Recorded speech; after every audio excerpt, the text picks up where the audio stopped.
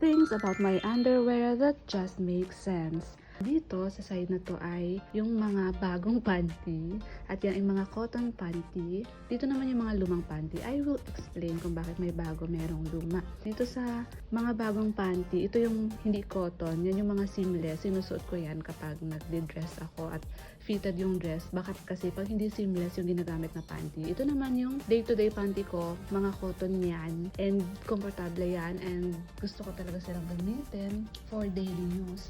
Ito namang mga lumang panty, I keep them kasi kapag meron ako, syempre tatagusan, diba? So, ito yung ginagamit ko kasi sayang naman matagusan yung mga paborito ko.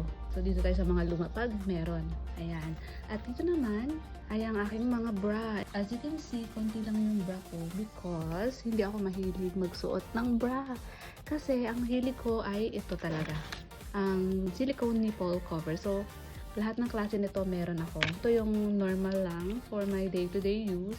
Hindi ito adhesive. Okay sa mga sensitive na boobies. Ito naman yung boobies lift. Yung para ma-lift ang ating boobs. Tapos ito naman, ginagamit ko to sa beach kapag naka 2-piece or 1-piece. Kasi meron siyang ganito, parang pa-heart shape. Parang madadagdagan niya yung size ng ng boobs. Dito naman kapag nagta-travel ako or nagdadala ako ng disposable nipple tape. Eto siya, ayan siya. So, one time use lang to pagkagamit, tapon. Ayan, pag travel, yan ang go-to na ginagamit ko. Ito naman, extrang lagayan kasi puno yan parehas ng nipple cover. Ito naman ay dude tape. For the boobs also, literally tape. Tape para sa boobs. Ayan, kasi diba minsan may mga damit or gown na ikakaiba yung shape, minsan backless, or minsan sa harap naman, V-neck, something. Pwede mo siyang isuot sa sarili mo in so many ways para ma-imagine nyo kung paano siya gamitin. Ways to wear. Ayan, pwedeng pa ganon, pwedeng pa ganon, pwedeng pa ganon. Ang dami yung ways.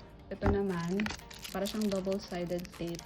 Nilalagay ko naman to sa kapag yumuko ka tapos lalaylay yung damit mo, especially sa boob area. So, pag naglaylay yun, edi makikitaan. So, ito yung ginagamit ko pag may ganun akong damit for the day. So, these are the things here that just make sense. Yun lang po. Bye!